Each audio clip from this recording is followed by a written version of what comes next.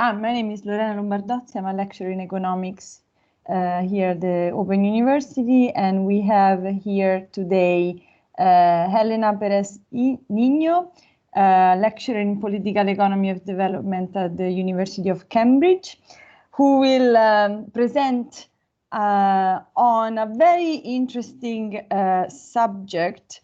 So the title of her talk is Migrant Workers into Contract Farmers, Reconciling Past and Present in Dynamics of Commodity Production in Mozambique.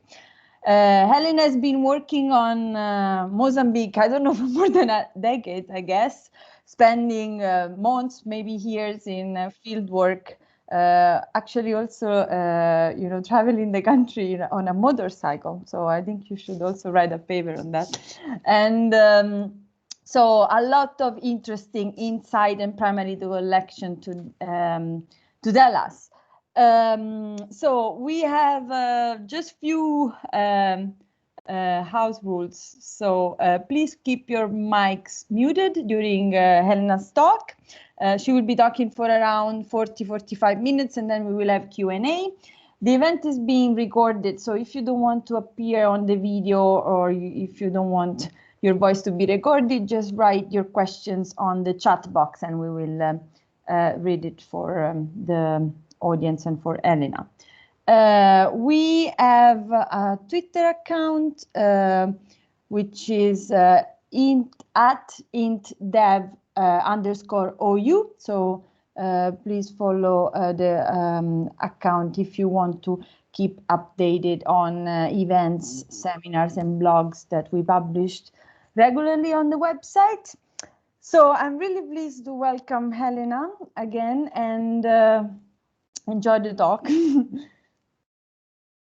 Thank you, Lorena, and thank you and other colleagues in the Open University for this invitation to present my work to you today. It's very, very nice to see you all again, and there's some very dear friends in the audience. So this is for you in a way. So I would like to start my presentation a bit where Lorena left it, by saying that while putting together the notes for this presentation that I have been now studying Mozambique for over a decade, which does feel now like a very long time, especially after this very weird year. And much as I see myself as a social scientist and I strive to be very dispassionate about what I study, it is very, very difficult, and I would say as a Latin American, actually impossible not to fall in love with Mozambique. It is a place that now has a very special location in my heart, not only for the numerous good memories and lovely people that I met there, but academically, it is a place where there's a number of countervailing currents meeting in this kind of like a social universe that is the southern Indian Ocean. It's a place a range of Bantu languages come and meet in ways that are interesting. It is a place of a clash and a sort of a mestiçage of food that is also very special.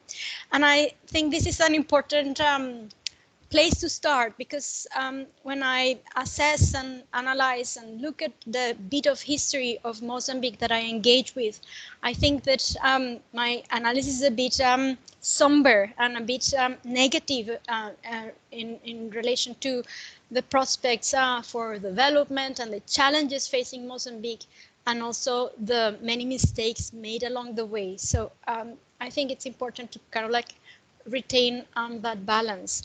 And we are, I think, people working in African studies, and especially non-Africans working in African studies, are becoming more aware of our very precarious position, about the legitimacy of and the positionality of our claims, of our insights, in so far as we don't stem from the continent, we don't have a say on how policy is crafted, and it is, I think, also a particular moment in which it is, I think, an exercise of self-interrogation, engaging with African countries when we are ourselves not African.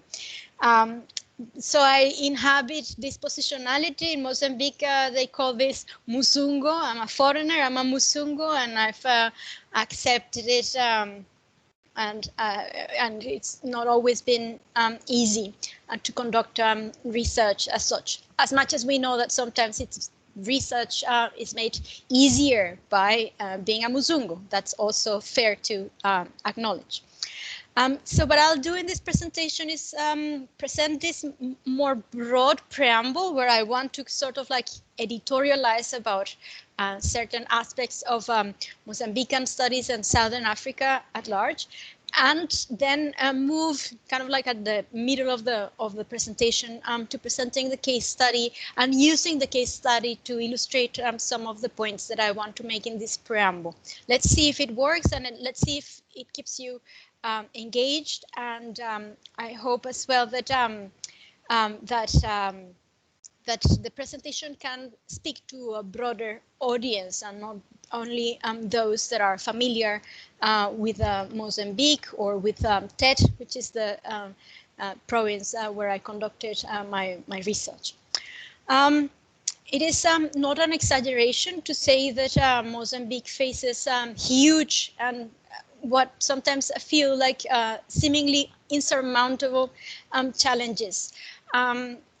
My research in Mozambique takes place in the province that is farthest from the ports, and in many respects farthest from the critical centers of power, the TET province. I'll show you a map in a minute.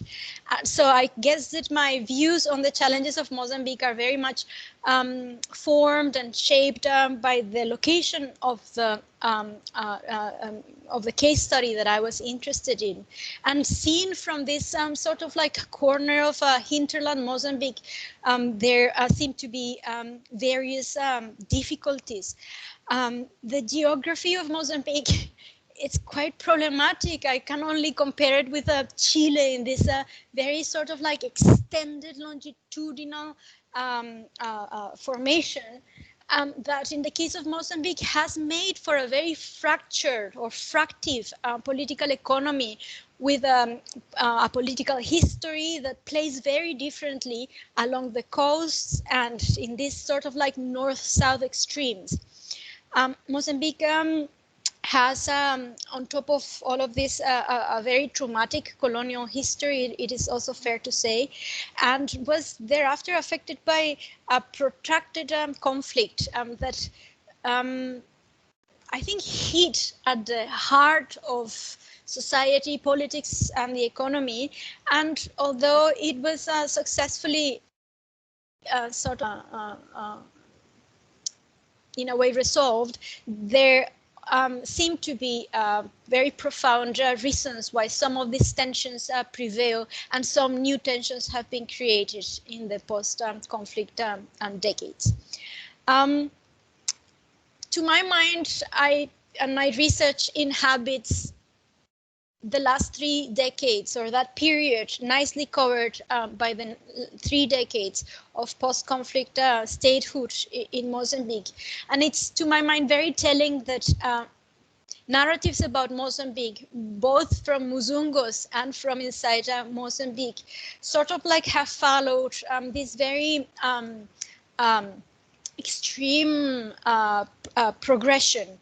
So in the very first few years, and by virtue of starting from a very, very low starting base in terms of the amount of destruction and the lack of economic activity happening I mean, this is disputed, but happening during the war, Mozambique was seen as a growth miracle. And the sentiment couldn't be more emphatic. A poster child for liberal peace building, for the process of democratization, the process of reinstating market mechanisms, and creating enabling environment for what is, I think, what was understood in the early 90s as development and democracy. Things thereafter did, at least at a narrative level, experience an important transformation, and there was a period in which, by virtue of a range of ambitious development projects and economic activities, and perhaps very clearly the founding of this huge aluminium smelter that has been a bit of a synecdoche of Mozambique in the post-conflict period. There was renewed hope that Mozambique may have been included in the list of these African countries that were more decisively walking in the direction of becoming developmental states. And I think there was a period in which this was a serious question. Can we think about Mozambique as a developmental state? I think for the most part that is now a foregone or conclusion, and that Mozambique did not become a developmental state, and all these projects left very uneven outcomes. And in the last few years, there's been a sort of like a rapid descent, what I call descent to hell, but that might be a bit too strong a word to use, but because of a complex case of corruption and speculation, this period of somewhat sustained growth has been reassessed, and there's a willingness to unpack analytically how growth has taken place in Mozambique and who has benefited from the dynamism that the economy did display in these 3 decades.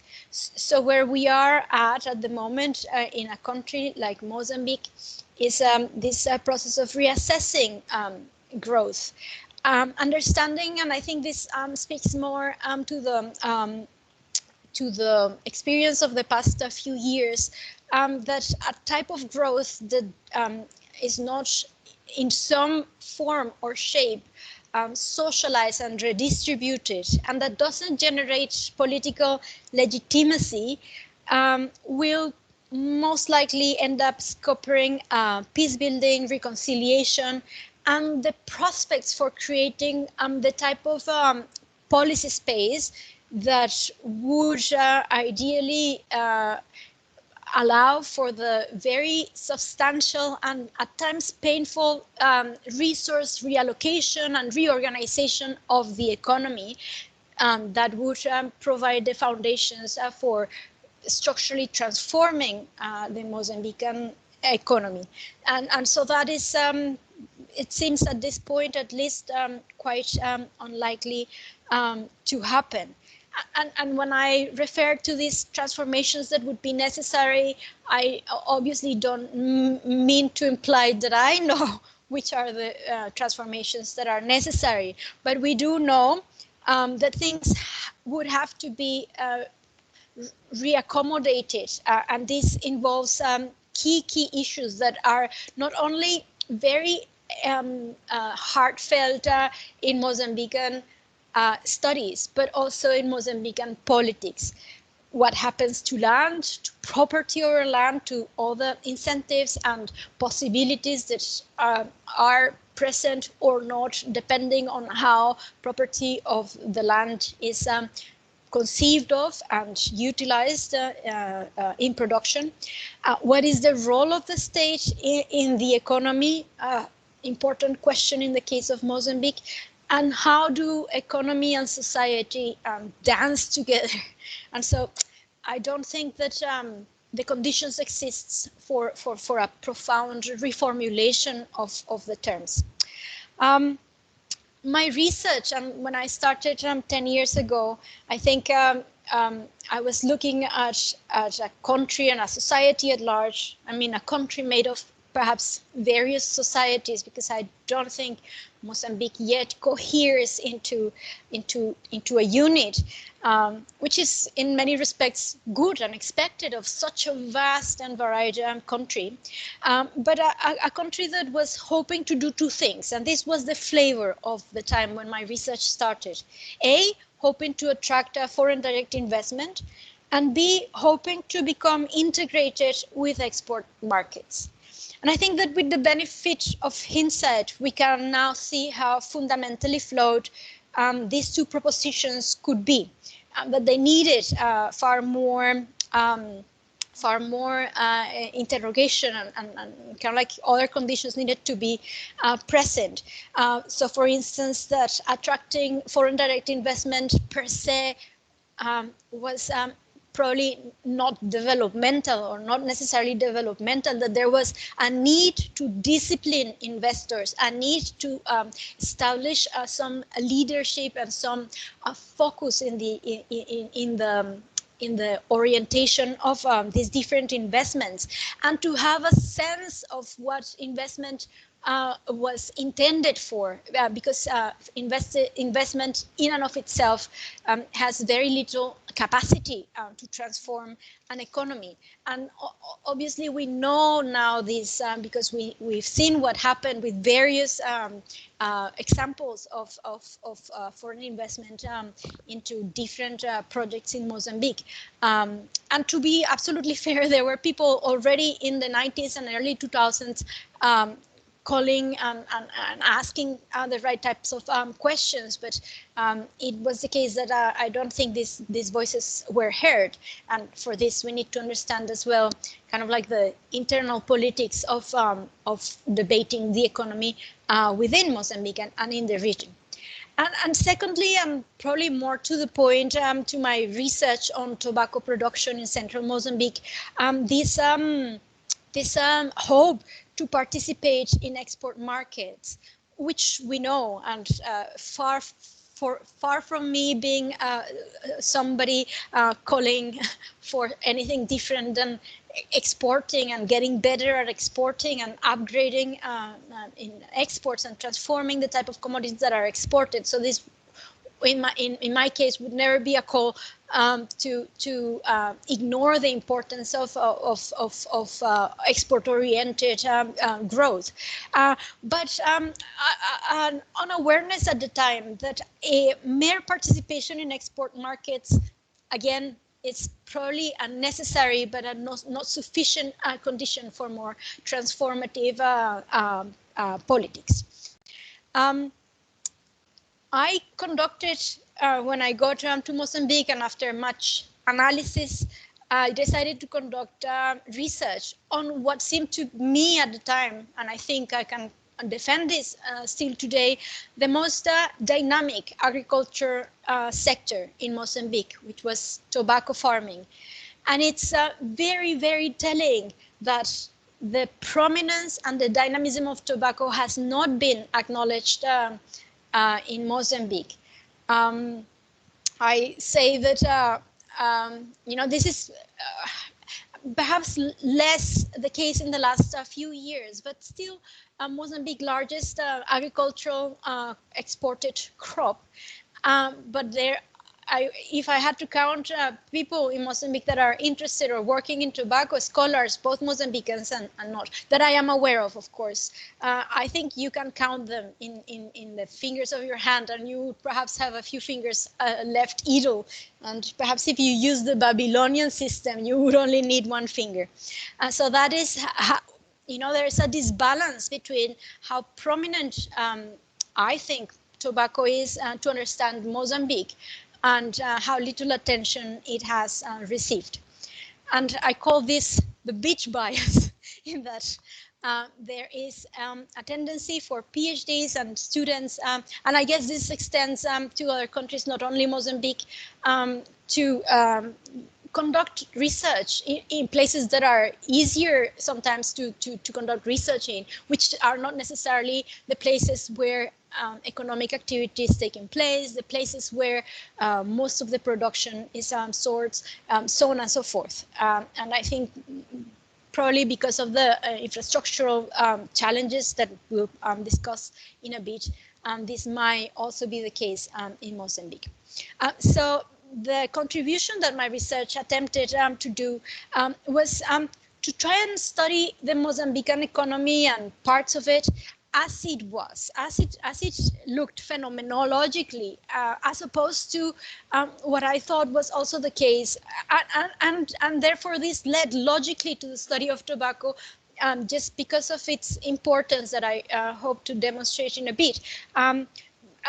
which was a bit opposed to how a lot of us in development studies get to our case studies, which is at times looking for more niche stories or looking for cases that are hopeful or different in some respect. But in a country like Mozambique, where the literature and academia still needs to kind of construct foundational knowledge, I feel that there are some priorities that we would need to help chart and understand before more niche themes can be attempted. I think there is also a disbalance or an unbalance there.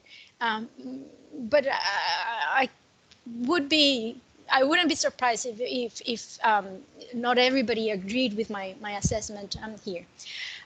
So I was interested in looking at the Mozambican economy and understanding what were the engines of production and where were these engines located. And this goes back to Lorena's story of the motorcycle. To understand aspects, I think, of rural Mozambique, if you're limited to places where a car can take you, you are oblivious to a large chunk of processes that happen in places where cars don't take you. And therefore, a motorcycle, a bicycle at times becomes extremely important to gain a more holistic sense. And there's in my research question and my interest in tobacco stems ultimately from an interest to understand, although I probably didn't propose this at the beginning, so this is something that I've accommodated nicely ex post. How does integration to export markets happen?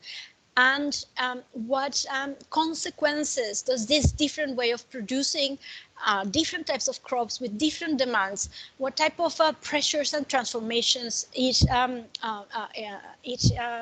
creates at the local level? And I was here interested, I mean, I would have wanted to engage in a more, in a broader analysis, but the kind of things that you can observe on the ground happen at level, and very, very importantly in this case, at household level. And the things that were transformed, or that I can confidently say I observed as transformations, were very much centrally about the conjugal relation between husbands and wives. And I hope we'll get to that as well.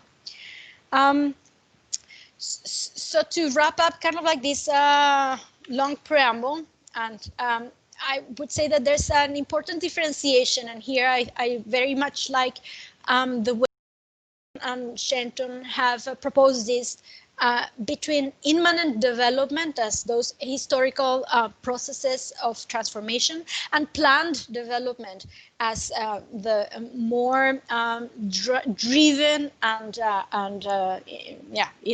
at large planned set of interventions. And I think that people doing research in development studies need to have a sense of the difference, the analytical difference when we're studying each. Because it requires a sort of like a different intellectual gesture. And similarly, and I think a lot of students of development studies miss a bit the difference between a more analytical approach and a more normative approach.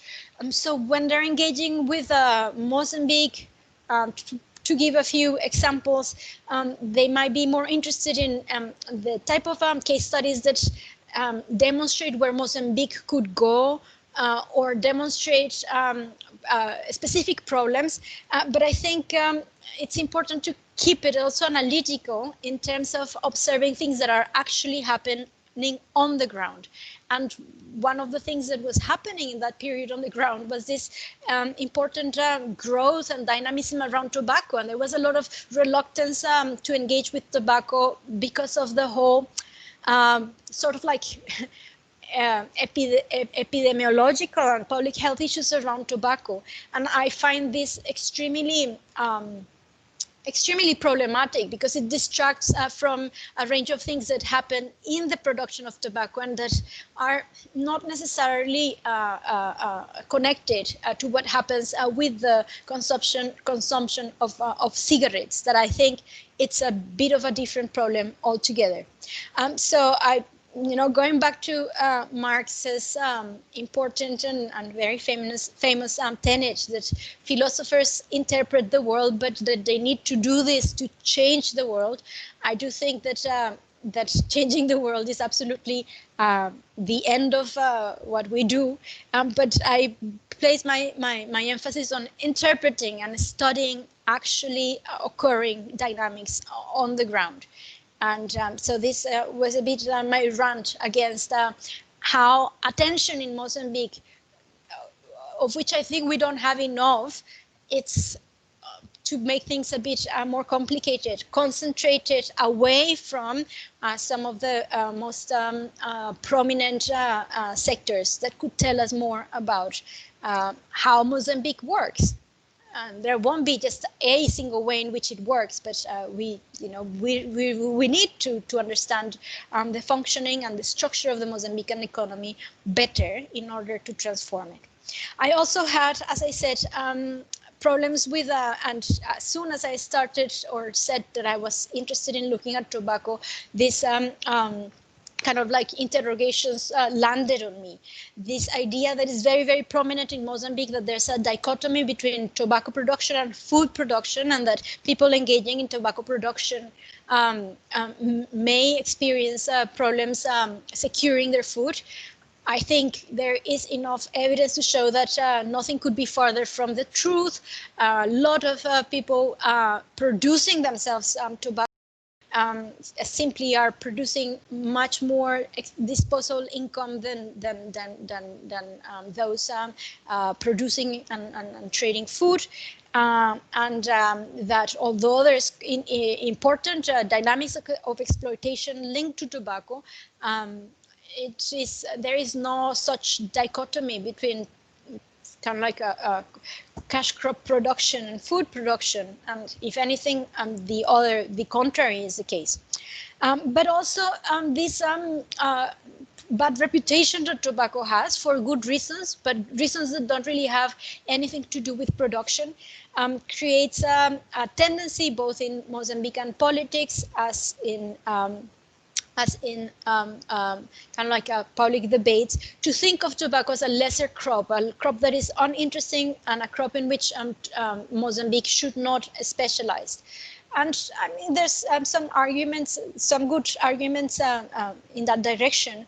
But very, very importantly, and this was kind of like the thing that I want to end this preamble with, tobacco in Mozambique, and for different reasons and different temporalities in the other tobacco producing countries in the region, and I'll show you in a bit how Southern Africa is really at the forefront of tobacco production. Tobacco has solved some very important productive obstacles in ways that are ingenious and successful. And now at the moment, because all of the tobacco production is bought by a single transnational company, in the case of Mozambique, it is this company benefiting from this reorganization of logistics and infrastructure around the tobacco boom.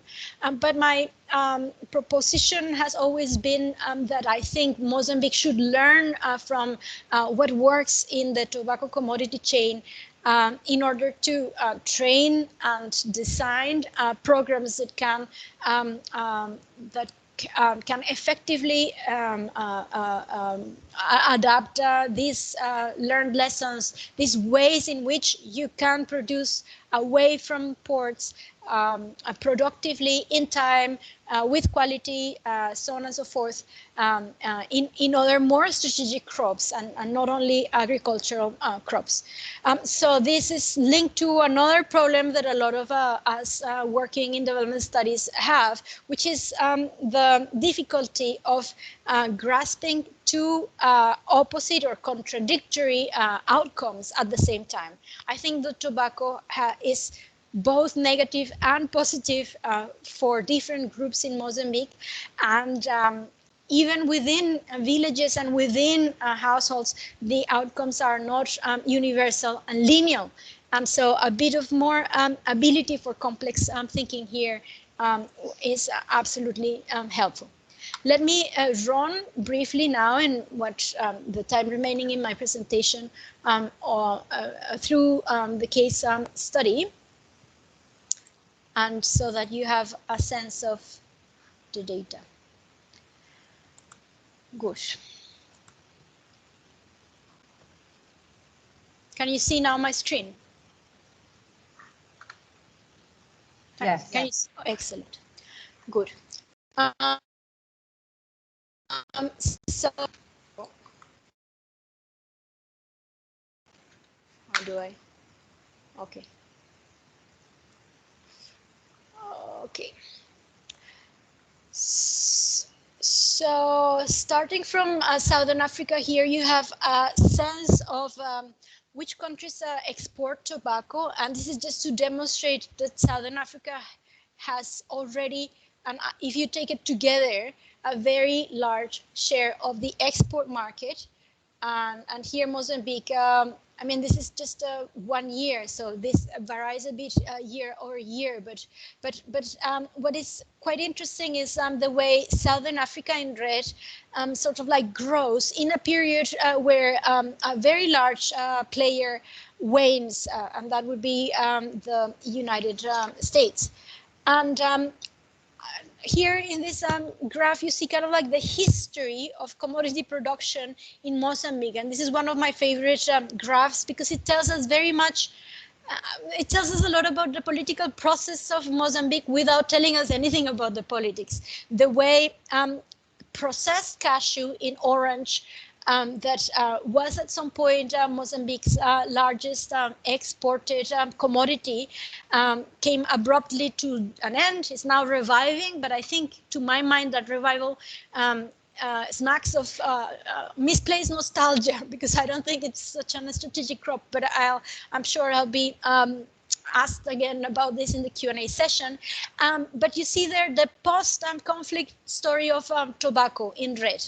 And very important to understand kind of like the context and the case is to realize that tobacco, for the most part in the post-conflict period, so starting in the mid-1990s, was grown almost singularly by people that had been refugees throughout the war in Zimbabwe, but more importantly in Malawi, and that had worked as tobacco state workers or migrant workers, seasonal workers, or tenants in Malawian tobacco. So this is why, in a way, tobacco and post-conflict are sort of like an expected outcome and a logical outcome of the return of Mozambican refugees to Mozambique after the end of the war. The adoption of tobacco and the expansion of tobacco production created a whole class of tobacco farmers. And this is very much what my research was about. A class of tobacco farmers that are, for the most part, using unpaid household work, that are living in areas, and you'll see in a bit, that are, for the most, where land at least is transferred via matrilineal logics. And so where the power relations between land owning women and contract farming signing husbands is very, very dramatic and very critical. These are just very basic statistics to give a sense of I mean, for all its beauty, Mozambique is a desperately poor country, one of the poorest countries in the world. And despite important gains in the last few years, and most likely continued ability to growth on the basis of the very, very large discovery of the deposits of gas, coal, iron, and whatnot, the inability to translate these gains into better living conditions for the population remains kind of like a very dramatic and urgent problem for Mozambique. Another important aspect of Mozambique, and this is again one of the things that I say that sometimes gets people a bit tense in the Q&A session, is it a very large, and Mozambique is one of the largest examples of this, share of the economically active population works in agriculture, and for the most part in own account agriculture. And we know that as much as a lot of people would want us to see this as a very romantic picture, I myself, and again with a range of colleagues, think that this is actually a very problematic aspect. Here's Mozambique up here. It's a very problematic aspect of, and something that is very much, it's very much at the center of this transformation that is necessary in order to grow income. And it is the fact that largely agricultural-based countries, or countries where agriculture accounts for the largest share of employment, tend to be very poor countries because of a range of conditions that are structural to growth and that I won't go into. But if we have time in the Q&A session and there's appetite for this, we can discuss at large. So I start off from thinking that the very, very large share of the population working in agriculture is the starting point, the launch pad of sustained growth, but that as economies grow, that also means that agriculture becomes more productive, and ideally employment is created in other sectors, and there's this kind of like synergic relation between sectors. So in order for Mozambique to escape poverty, and I think there's largely consensus on this, there needs to be an important increase in agricultural productivity, adopting and learning to produce not only commodities, but other type of exports with higher value added, conquering larger shares of strategic markets, mobilizing public resources in a more strategic and focused manner, ensuring that savings and investment are directed in efficient and strategic ways, and developing productive capacity in more dynamic sectors such as manufacturers and industry. I think we sort of like all start from there. Well, there's a lot of people in Mozambican studies that would argue on the contrary, that improving the conditions for farming and improving the functioning of agricultural markets would sort of like sort out, or would be the main channel for poverty reduction, at least rural poverty reduction.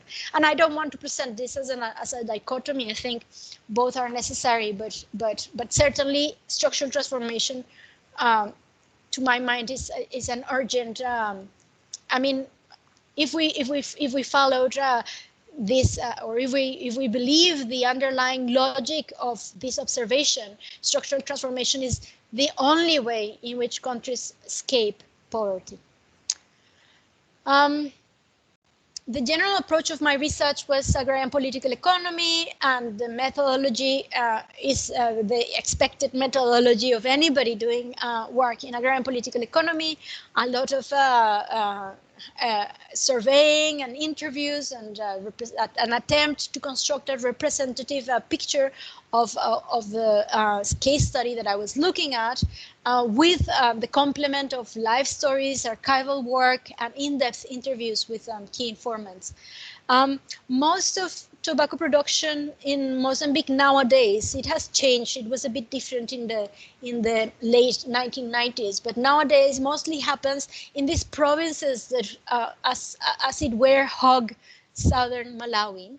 And this happened to be, and this is actually quite critical, some of the most densely populated regions of Mozambique, because land has a higher carrying capacity, because there's a longer history of settlement and linked to what we call here both the Maravi Empire, the sort of like groups that were present around Lake Malawi in the 16th and 15th 19th century, but also another category that I use a lot because I find it very useful, which is the Central African Matrilineal Belt, a range of societies that to greater or lesser extent maintain some preference for matrilineal asset transfer in inheritance. And that is an important, I think, part of this story. So the site of my research was Angonia here in central Mozambique. And the case study was the introduction of tobacco that started in the 1990s and experienced a very, very rapid period of growth through the first decade of the 21st century. To me, it was a very interesting crop to study, more than anything because it was very, very labor intensive. And so unlike the other crops that we saw in the graph, sugar and rice and bananas, tobacco is not grown in large plantations. Even tea is grown in large plantations in Mozambique. Tobacco is grown by direct producers in their family farms. There's a limited there was some tobacco grown in estates in the pre-colonial, in the pre-independence period, but that is for the most part no longer the case. And so this massive demand for labor makes creates this range of transformations in the household, but it also creates this demand for migrant workers. At the time of my research, something like in between 20,000 and 30,000 migrant Malawian workers came every year to work in Mozambican tobacco. To my mind as well, and I keep repeating this, but I don't think anybody's hearing me, I think the contract farming scheme that runs in Mozambique, which is a countrywide monopsony with some other growers of tobacco, but very much largely dominated by one of the largest tobacco trading companies in the world, is the largest single contract farming scheme in the world because it involved something between 130,000 and 150,000 direct producers, so signatories. And because it is a monopsony and because it is a national monopsony, I don't think there is a case. There might be something similar in China or somewhere else, highly populated, densely populated country. But this is quite remarkable for Mozambique because these are single contracts, each of them linked to one household, several livelihoods, migrant producers. So we're talking here about millions of Mozambicans that directly or indirectly live of tobacco, and that we don't register on or we don't see because they're not in southern Mozambique where all our eyes are on. And this is similarly, if not more dramatically, the case for Malawi and Zimbabwe, where they are seen because they're very much at the center. Tobacco is grown in Mashonaland, in Mashonaland Central, so it's very much smack in the middle of power, and it's a similar case in Malawi. All tobacco in Mozambique, or most tobacco in Mozambique, is grown under this contract farming arrangement that I've also studied in other work. And as I said, this is a part of a national monopsony where geography and national borders help reinforce this market arrangement. And there's a huge asymmetry in the bargaining power and the power relationship between tobacco farmers and the trader, which is this large American company and these hundreds of thousands of tobacco farmers, but similarly important power differentials between the signatories of the contracts, the farmers, and their wives that for the most part own the land, between farmers and their migrant workers. And so the plot thickens the more you look at it, and you see all these class clashes happening in interesting and sometimes ways. We have only these 20 years of tobacco production in this region of Mozambique, but we already see a very dramatic differentiation of production, with most, almost 50% of all producers having less than half a hectare of tobacco. but with most of the production, something close to 30%, being instead produced by the farmers that command larger plots of tobacco. And you'll see in a bit the detail behind this, which I think is quite interesting. But we see also how revenue already shows a picture of extreme differentiation, with successful or active tobacco producers in the lowest quartiles making less than a tenth, far less than a tenth of what the largest or the most successful farmers make.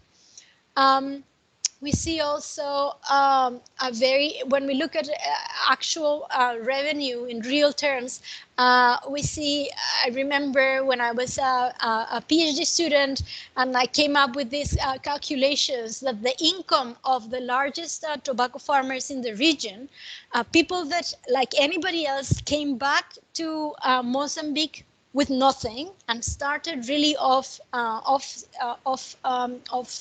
scratch, was already equivalent to the income of a postdoctoral student in the UK. So I was sort of like undecided, and I was always thinking that if I didn't get a postdoc, I could perhaps go back to Mozambique and become a tobacco buana, which is the name of the and there's also, as I said, because it is such a labor-intensive crop, a very differentiated story about who works in tobacco and who gets to hire other people to come and help in tobacco, with the rich farmers tapping on this different range of labor idioms, as we call them in agrarian political economy, using tenants, seasonal workers, and daily casual workers to complement a type of production that is not only labor intensive, but very seasonal, with very dramatic peaks and very dramatic troughs. And again, land in Mozambique, we know it well, is not privately owned. In this part of Mozambique, titles are a very abstract thing. And on the contrary, we have a very dynamic vernacular and customary structures mediating how land is distributed. Yet we see that there's a group of rich farmers that command already, and this is only 20 years of production, and most of them have not been producing for this long, very, very large plots, and some with very small plots. So we see this dynamism, this social transformation really dramatically taking place almost before our very eyes. And I guess the big headline, and I don't think there's much more to say, otherwise we won't have time for the Q&A session, is that if I stopped here, I could tell this story of the dynamism, but we would be missing what I think was the most interesting observation of my fieldwork, which was that there was something happening around this relation, this conjugal relation between wives and husbands. And perhaps somebody who had been studying this region for longer, this would have been very obvious. But to me, it really felt like an eureka moment, like the moment of a very powerful insight, when I realized that most of the families that I was talking to were living, or they had built their house close to the family of the wife. And similarly, most of the people that were, sorry, it's not here, but most of the plots that were being used in tobacco farming belonged to the family of the wife and had been allocated to the wife, not the husband. And so this made me sort of like scratch a bit the surface to realize and understand further that this part of Mozambique, inhabited by Chichewa-speaking people, was part of this longer, broader complex of formerly matrilineal groups, where a lot of people still settled in the village and land that was allocated to the wife. This is actually quite interesting because the tobacco farming contracts are signed by men. And so to summarize what is a bit of a more complicated story and how I thereafter describe this, I think the whole tensions of capitalist production that we normally see taking place between the landowners and the capitalist producers are interiorized by the households or by the tobacco farming households, because you have within the household the landlady, which is the wife, and the capitalist farmer, in this case, and the husband. And so all of those contradictions that take place in commodity production are interiorized or internalized into the conjugal relationship, with a range of very, very interesting outcomes and very varied outcomes. And if we have more time and there's interest and appetite, I'll be more than happy to wax lyrical about in the Q&A session. But the other thing was that this dynamic that I described, where families produce tobacco in land belonging to the wife, was far more prevalent in what I call the integrated regions of the district. So the places that have been settled for longer, but that this did not apply to the agricultural frontier, the forest. So as the forest was being opened up for tobacco production, a whole new range of social institutions was emerging to manage land, access to land, and to manage the organization of production. And so that created an important contrast. Typically, when a couple gets married, they invariably work in the lands owned by the wife because of this very arrangement that I was just describing. And as I said, this created, in the case of Angonia, or the district that I was looking at, a bifurcated mode of production. Well, no, that would be too ambitious to say, but a bifurcated mode of organizing production. In one of these, in the integrated regions, there was still a great power exerted by lineage institutions in the administration of land, whereas in the open agricultural frontier, as I said, this range of new institutions were emerging. And one of the things that I did that helped me not only get to this insight, but that actually helped me understand a bit and give some depth to my understanding of the population, and I promise that with this I finish, is that I conducted something that I called a sort of like a cohort differentiated analysis, taking each family and understanding how using, where did the war fit in their sort of like productive biography, to gain a sense of the very different, as I said, productive biographies that I was looking at, with people that as labor migrants before the war, people that were variously affected by the war, and people that have had very different stories in the post-war period. With this, I think we can conclude. I think much of these conclusions I've already mentioned, so there's no need to come back to them, but probably worth mentioning this important way in which the tensions of commodity production, by the virtue of this social organization and this range of very vernacular and very unique institutions, becomes interiorized in household dynamics and household power dynamics, and understanding how this very this tapestry of different ways or different social institutions is profited by transnational companies engaging in this form of contract farming, because these are obviously places where unpaid household labor is easier to incorporate into production. So providing cheaper goods produced in this type of arrangement. So it sort of like finishes the thingy. Now let me stop sharing so that we come back to the discussion. Good. Great. Thank you, Helena, for this very articulated, multi-level analysis. You pass from like the more macro and relationship between the tobacco production and global value chain to the land, gender dynamics. So it must be, we really need to be disciplined, because I guess we might not have the time to expand on all these aspects. So let me regulate like okay, so we have Susan Newman, our head of discipline in economics, who's raised her hand to ask her questions, and we have also 2 questions that have been already written in the chat box. So I will ask Susan to ask her question if she wants now, and then I will read you. Is it okay if we collect like 3 questions and then you reply, and then we go with the next? Okay, great. Sure.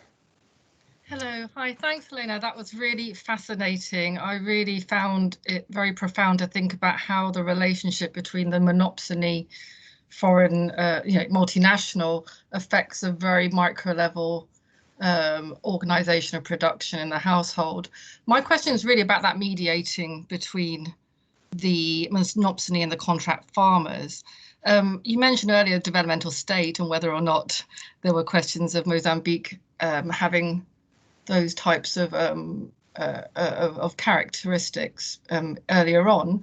So my question is really, what's the role of the state in tobacco? I mean, I know that the state does play a role in marketing for both cotton and cashew, but it seems interesting that a sector where exports are so high is absent of any state interaction. So I'd like you to expand on that. And the other question, I guess, related to that a little bit around the questions of marketing is there any scope for sort of cooperative formation or collective marketing that can raise the bargaining power of farmers vis-a-vis the monopsony buyer? Thanks. Great, and I think it's mostly both of the questions that have been written during your presentation are connected to this issue of integration to global value chains and foreign direct investment. So the first question was asked by Kate: why was investment not enough to spur changes in Mozambique or elsewhere? And I think she was referring to foreign direct investment.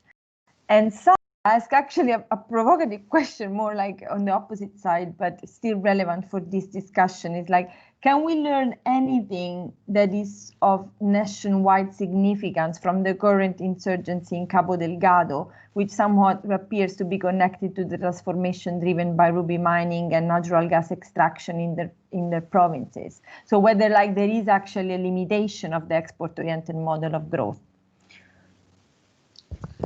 Thank you for all those questions, gifts of questions, really. To start with Susan's question about the role of the state, I mean, this unleashes a whole debate. I can really limit myself to recreating my surprise when I, during my dissertation, engage with the Ministry of Agriculture and different organisms and institutions in Maputo, and also in TED, in charge of managing the state intervention and state response and state action in agriculture, and not only, also in investment. Whenever you touch the topic of tobacco, this is such an ideologically charged crop that their response by default was, we don't want to grow tobacco. Mozambique shouldn't be a tobacco growing country. We don't want a tobacco epidemic, cigarette consumption epidemic. We don't want to support that. And tobacco is a private crop. There's this company, they come, they grow this tobacco. We're happy that they provide this income to these farmers, but this has nothing to do with the state in Mozambique. It has nothing to do with, this is in a way an undesirable crop. And if anything explains a bit this arm's length approach of the Mozambican state, is the fact that almost every crop in Mozambique has its own institute. In cashew is the Institute of Cashew. There's an institute even for sugar, although sugar is similarly grown by these large transnational South African, Mauritian companies. But there's no institute for tobacco. There's the understanding that, you know, the Americans will bring their own technology. They do their own sort of like R&D, and so this really has nothing to do with us. And I think that the state and the government of Mozambique gets away with it because tobacco doesn't happen in any place that is neuralgic to the politics of Mozambique. It doesn't happen in Cabo Delgado, you know, the Frelimo heartland. It doesn't happen in the south. It happens in this place where, even for people in these highlands of northern Tet, Maputo, seen from this part of Tet, is so abstract, whereas Lilongwe, even Harare are actual places where people have been, where, you know, the language spoken there is understood, so on and so forth. So so I guess part of my call has been now for some years for Mozambicans and people interested in Mozambique to understand that whether we like it or not, tobacco is very central to how Mozambique works. And so it's better that if we study it, even to transform it, that if we can ignore it, which is what both policy making and, to a great extent, academia have done. To engage with, oh, you said something about cooperatives that will get me into a long discussion. We have the very beautiful example of Tanzania, where cooperatives are very central to the mediation between producers and monopsonic, well, in this case, it's more large buyers. And I'm not sure that is necessarily the solution. It helps a lot in other cases, but cooperatives, and very importantly in Malawi and Mozambique, producer clubs, which is kind of like very specific to the tobacco farming models. And this idea that producer clubs will empower producers and will improve the condition for farmers, have been broadly co-opted by the traders and just become a credit recouping mechanism. Nobody's paid until everybody else in the cooperative or in the club has cleared their debts. And so it becomes just another way of disciplining farmers. But we could go on discussing this. I mean, I would have a lot to say about this. Regarding the question by Kate about why is it that investment did not manage to transform Mozambique, I think there was a profound and a very negative lack of leadership on the part of the Mozambican state in ensuring that this investment served the purposes and the benefit of the country. There's a range of good reasons why such leadership was missing at the time, to do partly with the fact that Mozambican political settlement is a bit fractured. There's very powerful families, but no single, not that that is better, but it has worked. It has worked in better ways in other countries, a single block in power. So this fracturedness, although it has lent itself to perhaps a more distributed or more evenly distributed power sharing arrangement, I don't think it has had good outcomes in terms of allowing Mozambique a stronger voice in demanding things of investors. I mean, any investment story in the first decade of the 21st century tells this story very tellingly.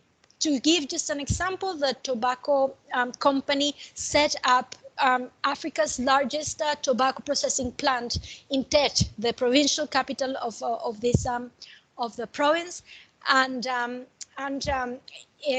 they received from the Mozambican state, under this whole narrative that tobacco is the state doesn't want to do anything with tobacco. Tobacco is a fully private endeavor. Complete tax breaks, so there was no taxes on anything that was imported. They even get tax breaks on any, I think, electricity and gasoline used, and although this very processing company is one of the largest employers, direct employers, so we're not even talking about farmers, workers processing tobacco is one of the largest employers in the country. Again, there's very little attempts to intervene. It goes as far as saying that the union in the sector is very much dominated as well by these multinational companies. So it's problematic, and there's very limited scope for transformation of those dynamics there. And the scope that there is would require a far more concerted attempt, focused, and some coalition of people really driving this in a concerted direction. Sarah asks if there's anything that we can learn from what's happening in Cabo Delgado. Well, I'm not a Cabo Delgado expert, and the more that happens in Cabo Delgado, the more difficult that it becomes to say anything meaningful about Cabo Delgado, not having had, I was there last year, but I don't have direct experience of research. I think she's pointing towards something that is absolutely central, that this is far from an insurgency story. This is a story about that lack of political legitimacy that complicates the story of export booms and natural resource extraction.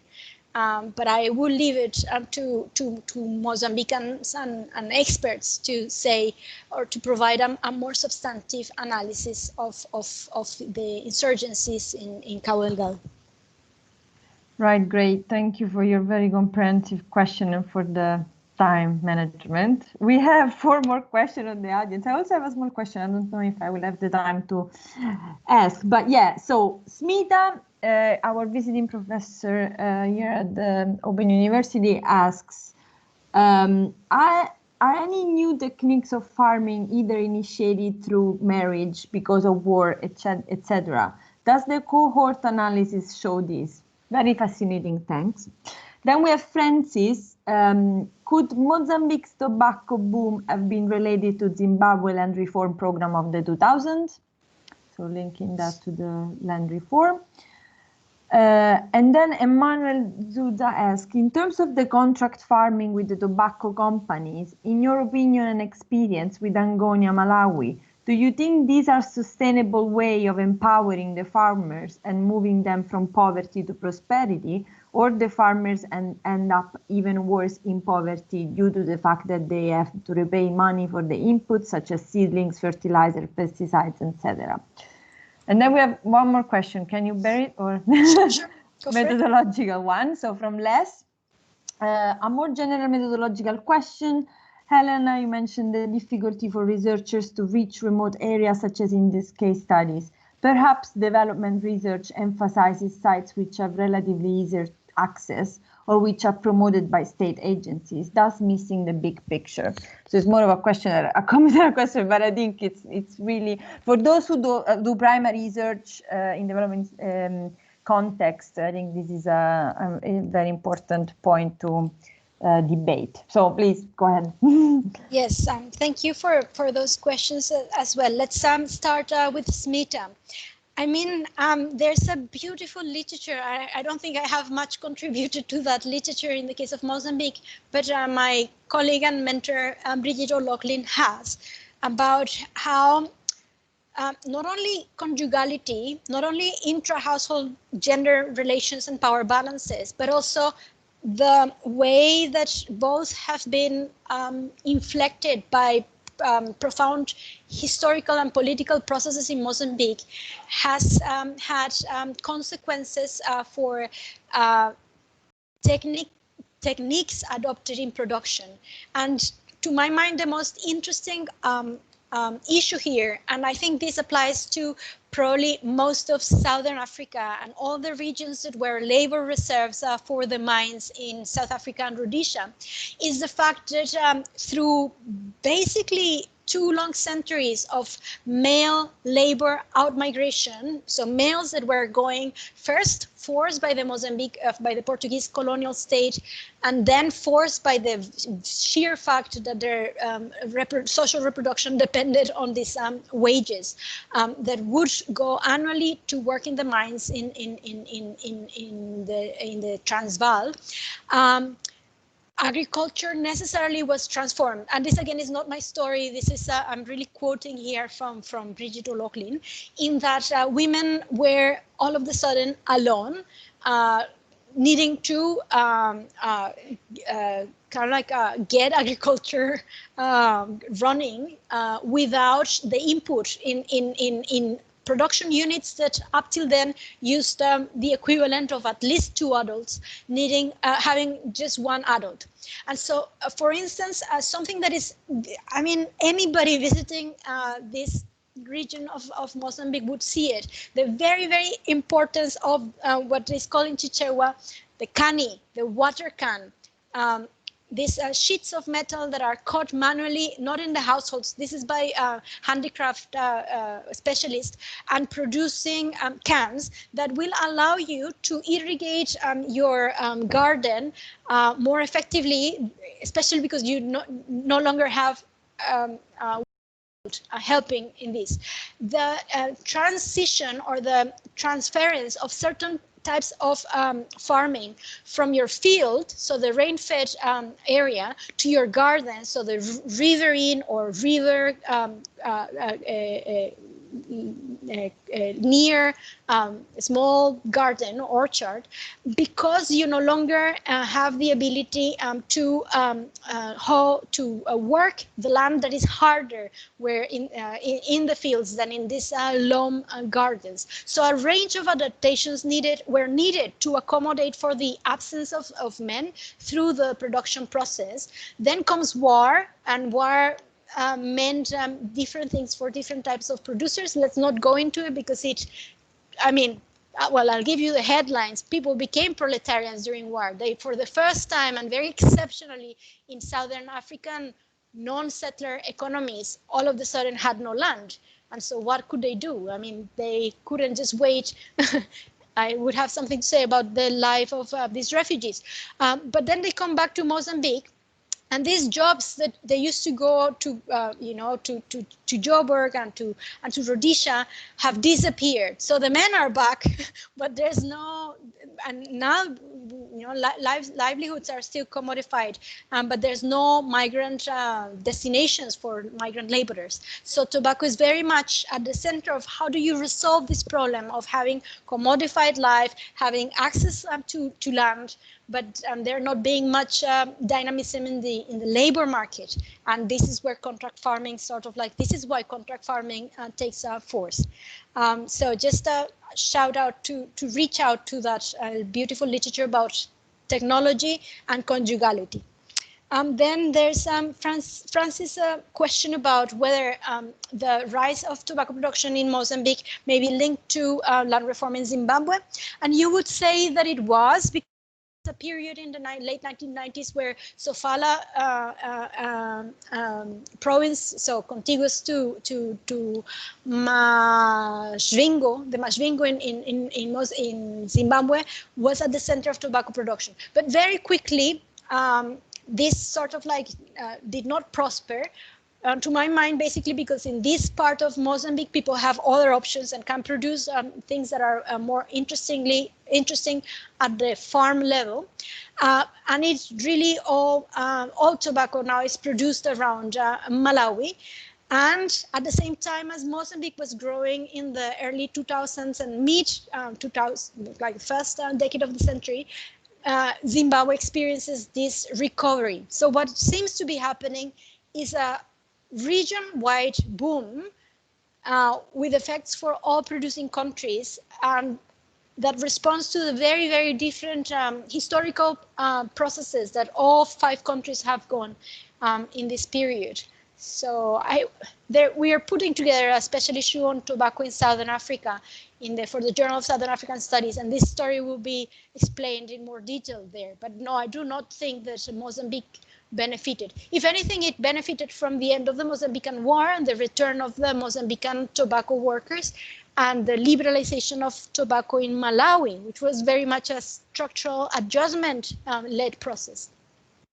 And finally, Emmanuel, you ask if contract farming provides sustainable empowerment for farmers. And it would be very easy to say that no, that it doesn't, that it locks people into debt, that it impoverishes people, that it mobilizes child labor.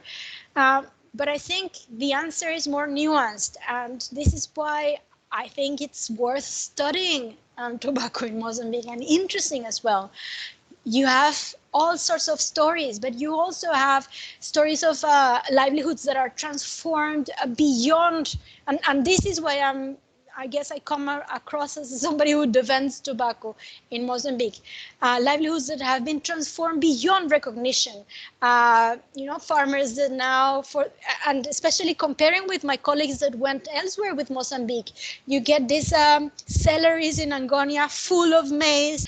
You get farmers, these are the only Black farmers in Mozambique that are themselves directly producing export crops. You have stories of accumulation and reinvestment. You have a region where, for the most part, maize is now mechanically pounded because everybody reinvests in these mills, and so women don't spend any longer, hours and hours piling the mealie mill. So all of these things are also possible under the umbrella of this boom. So I think it would be intellectually dishonest to say that tobacco's only brought debt and indebtedness.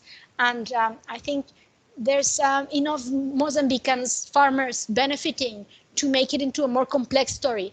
Having said that, tobacco is highly exploitative, and it exploits also unpaid household labor and the migrants, and it's complicated. But it wouldn't be right to just say that this is a story where nobody has benefited. The logical question about collecting data in remote area. Yeah, you're right. That is more of a comment, but I support this comment. I call this the car bias. If you only see a territory, if you're limited to the places, and there's a paper by Judith Heller that I fight against because it does precisely this. If you only go to places where cars take you, you will be in places like this part of the Tete province in Mozambique, missing out on a whole world of things that happened outside those networks. I think, I don't remember now the exact figure, but something like 80% of, I wrote a paper on this, so I can, if needs be, come up with the exact figure, but something like 80% of the population in Mozambique live 2 or more kilometers away from any road. So that means that, and this thing that you see all over central Mozambique, I don't know, as I said, southern Mozambique and northern Mozambique is a country that I don't know, but people walking alongside the roads because they don't use these roads for animal traction or motorized traction, because this type of infrastructure and this type of technology is denied to them. So yeah, I think our research also has to go and meet the problem where the problem is and not the other way around. So yes, I'm very much in agreement with your comment, Les. Yeah, great. Yeah, I think we all agree in a context where, we have problem with data about COVID in the UK, for instance. So imagine a developing country with weak statistical offices. The need for primary data is huge, and yeah, for those who can afford to ride a bicycle, I think it's a great added value for all the research and scholarship. So I don't know if there are any questions, but in the meantime that the participants think about it, I have one question, because when you were talking about the monopsony, I understand that there is a highly politically sensitive crop, tobacco, because it's linked with health issues and it's linked to, what you say, cigarettes and stuff. But when you were talking, I was thinking about, that there are other examples of huge contract run and managed by monopsony. And one of the one that I know is the Uzbekistan cotton monopsony, industry, which was deregulated last year. And there is a very contested debate, because most of the mainstream literature think that putting the producers and so the prices in the hands of the private sector will actually create, an added value. They will, more exposed to competition. Therefore, there will be incentive for innovation. There will be an incentive to be, as you were saying, like the tension to understand is what is the modalities of integration between global, local producers, and so local production with the global value chain and global actors. So, I mean, I don't know if it's a provocative question, but it's like, to me, there is a way. I mean, in the case studies of cotton in Uzbekistan, there are like a lot of added benefits in maintaining a regulated state-controlled system of production and distribution, such as, for instance, the fact that there is no volatility in the prices, no volatility in the supply of inputs, which, as you said, in a remote area where tobacco grows or where cotton grows, with the lack of infrastructure, there might be issues. And we know that in developing countries, fertilizer seedlings are much more expensive than in the global north. So I was thinking, beyond tobacco, what is, if you could, give us your thoughts about what is the benefits of integrating a local procurement, nationalized procurement system of production and distribution into the global value chains run by by global actors such as multinational corporations. Do you see a way of integrating these two? Sure. I mean, just bearing in mind that Uzbekistan and Mozambique, although both formerly socialist, really come from a very different trajectory in relation to how far the state went in intervening agriculture and how far back it retreated when it did retreat. And I think their stories are therefore very, very different. The state is far more present in cotton, if not absolutely present in Uzbekistan, whereas in tobacco in Mozambique, the state is completely absent. So this, we're referring until last year, everything changed. but then that history does matter, which is a history or a trajectory that we don't have in Mozambique. But I think the broader argument has been that contract farming, in the type of contract farming that we see in contemporary Africa and other places as well, is but the private expression of functions that the states via marketing boards, via the regulation of prices, by the secure provision of inputs used to do, right? It's just that ownership here matters quite a lot, because the American company has no intention, nor should we expect that among their considerations there is anything other than profit making. So they're not into structurally transforming Mozambique, upgrading and adding more value within Mozambique, and leaving more profit in Mozambique, or improving the living conditions of the farmers. I mean, they will do this if this benefits their own portfolio and their, their own business environment, but not for any other reason.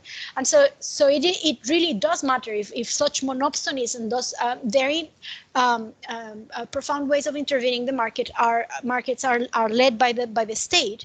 Having said that, I think I said at the beginning that one of my bugbears is this inability, and I think it's far more dramatic in the case of economics than it is in the case of development studies, of understanding that there's nothing universally good or universally bad, and that we need to move away from questions such as is contract farming good or bad, is are monopsonies good or bad? No, they are good for some and bad for others. Good, so we need to embrace analytically that complexity, and this happens with these monopsonies, because you have also all sorts of effects, countervailing effects piling on each other.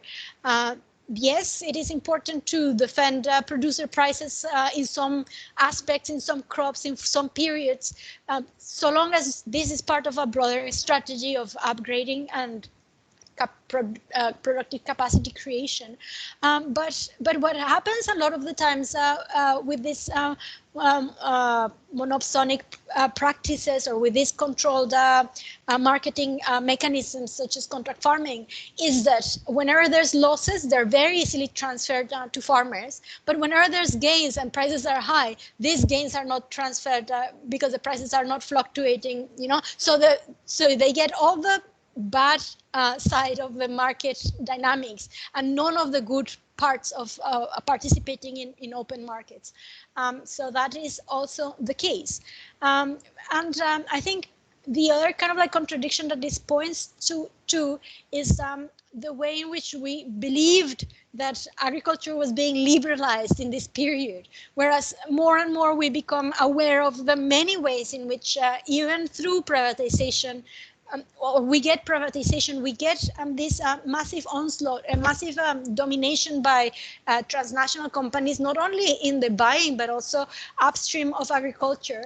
And yet they are cosseted and couched with all this help provided by the state under these largely misguided ideologies that if only these companies came and invested, then all of our problems would be solved. And this clearly wasn't the case, but in the meantime, you never created an actually free market where even these companies would have been disciplined by competition.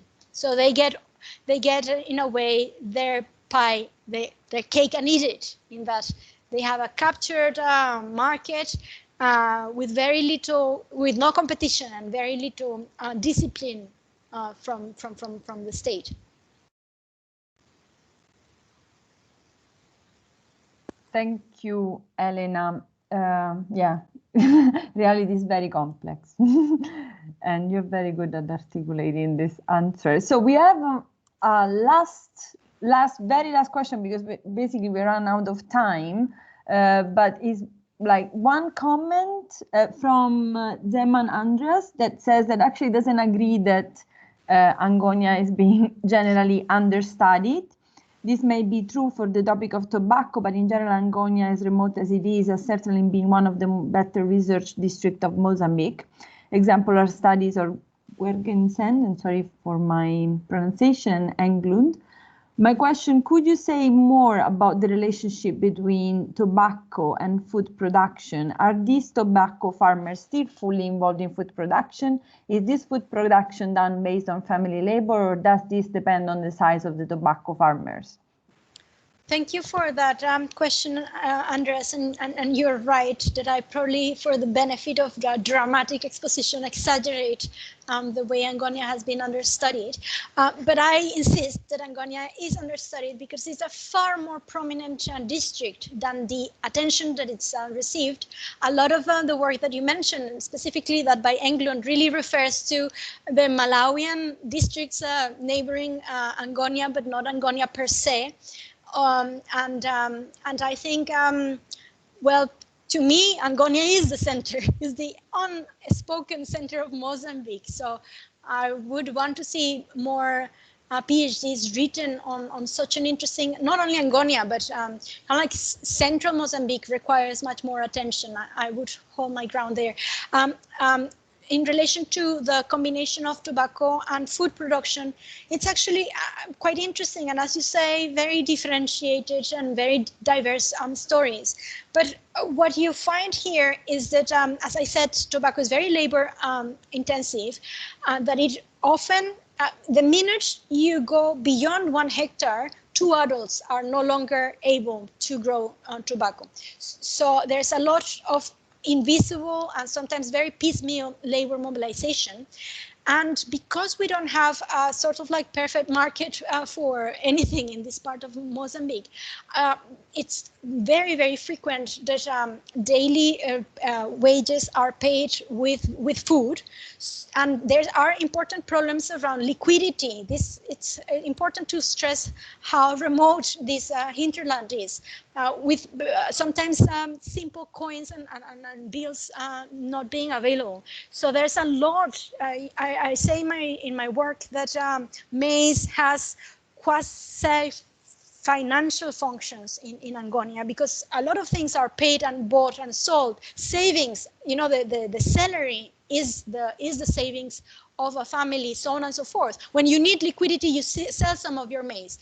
And in that respect, maize is not food, I don't think. Or it's not only food, maize has all these financial functions. In the case of the larger farmers that you would expect specialized in tobacco, a specialization in tobacco requires far more disciplined maize production ability, because you need, and this goes back to how production is organized, you need to feed the workers for their whole stay. These are workers that come and there's no liquidity. You only get paid for tobacco at the end of the contract, so you cannot pay monthly wages to migrant workers from Malawi. But also you wouldn't want to, and this comes back to the class conflict in tobacco. If you paid a migrant worker monthly, they will go the next month and pay, work for whomever pays higher. And so there's all these ways in which tobacco farmers discipline, sometimes highly violent and arbitrary, their migrant workers. And one of them is by not paying them throughout the year. People only get paid when the tobacco harvest has been sold. And that means that the employer has to feed workers throughout the year. And so the workers are very much used in the production of tobacco. And I would say that the largest maize farmers in the region are invariably the largest tobacco farmers. Also, the tobacco dynamism has led to a great dynamism in the maize market. And now we have things that are unheard of in other parts of rural Mozambique, large silos where people sell their maize in the hope that the maize would keep for longer than if they keep it at home.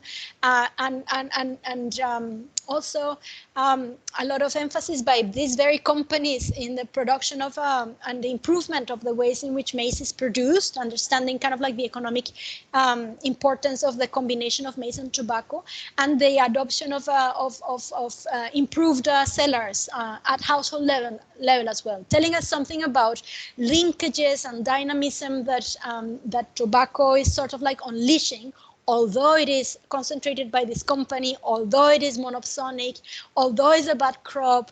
So in a way, inviting us to understand the complexity of this economy, of this sector. Wow, thank you very much, Helena Pérez Niño, for your amazing presentation, and I hope we all enjoyed it. Your very comprehensive one, and we look forward. We wish that we will go back to fieldwork so that we will have new papers to present. So we need to wrap up. Unfortunately, we ran out of time. Thank you everybody for joining. I wish you a nice winter break. I just wanted to say that we will send a feedback form in case you want to provide some inputs about the next appointments we will organize, and follow us on Twitter at @indep_OU.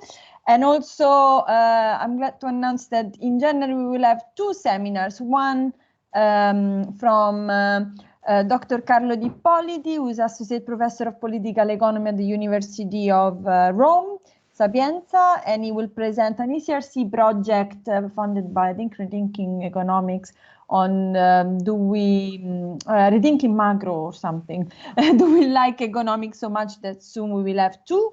And on the 27th of January, Rory Horner from the University of Manchester will present his research on globalization and nationalism, India, and the search for COVID-19 treatment and vaccines, which is a really hot topic at the moment. And he studied the global value chain and role of the state on this very important public health issue. So looking forward for joining to these presentations. And so, thank you again, Helena. Thank you, everybody. And see you soon next year. Bye. Enjoy your holiday. Thanks, Lorena. Thank you, Susan. Thank you.